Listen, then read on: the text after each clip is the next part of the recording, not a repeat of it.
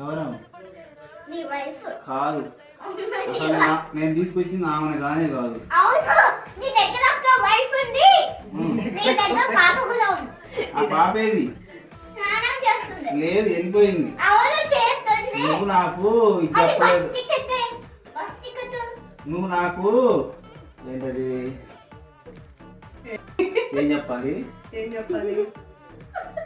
బాగా చెప్పలా. అందుకనే ఉన్నా నేను ఒక్కనే ఇక్కడ. ఆమె ఎవరో నాకేం తెలుసు. ఇప్పుడు నేను వచ్చిన నిన్న చెప్పేది నేను నిన్న వచ్చానా అట్లా ఎవరు చుట్టాలు ఉంటారు. ఏమైంది ఎవరమ్మాయి? ఇంకేమో నాకు తెలియదండి. నువ్వు తన హస్బెండ్